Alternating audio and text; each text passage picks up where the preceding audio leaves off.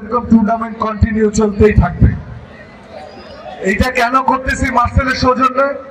কারণ আমি জানি ভালো মতো যে বাংলাদেশের ইয়াং জেনারেশন যদি খেলাধুলার মধ্যে থাকে তাহলে তারা মাদক থেকে দূরে থাকবে। সারা পৃথিবীর মানুষ এই ইয়াং জেনারেশন বাংলাদেশে যারা আছে এদেরকে ধ্বংস করবার জন্য একটা নীল নকশা তৈরি করছে, এদের হাতে মাদক তুলে দিচ্ছে, এরা যেন বাংলাদেশটাকে সামনের দিকে নিয়ে যেতে পারে আর কি।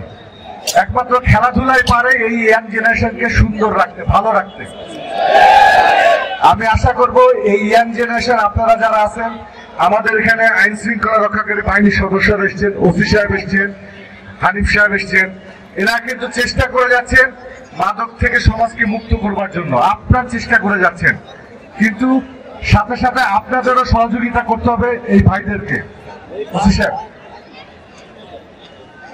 এই যে আমার এখানে দেখেন আপনাদের ওসি সাহেব এসে কত সুন্দর দেখতে, হ্যান্ডসাম। আমি ওর সাথে কথা হয়েছে, উনি আমাকে বলছে এই এলাকার মানুষ খুব ঠান্ডা, খুব সহজ সরল, কোনো গ্যাঞ্জাম করে না। এত ভালো এলাকার যদি মানুষ হয় তাহলে এলাকায় কি মাদক থাকবে? ভাইকে বলবেন, উনি আমাদেরকে জানাবে, আমরা আছি স্পন্সর করার জন্য আপনাদের খেলাধুলা। ঠিক আছে?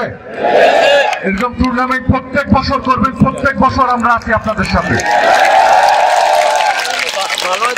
আরো একটা কথা বলে যাই, এই যে দেখেন এখানে মিনিমাম 5 থেকে 700 মোবাইল আছে যেটা লাইভ করতেছেন না? ম্যাক্সিমামের মোবাইল দেখেন বিদেশি।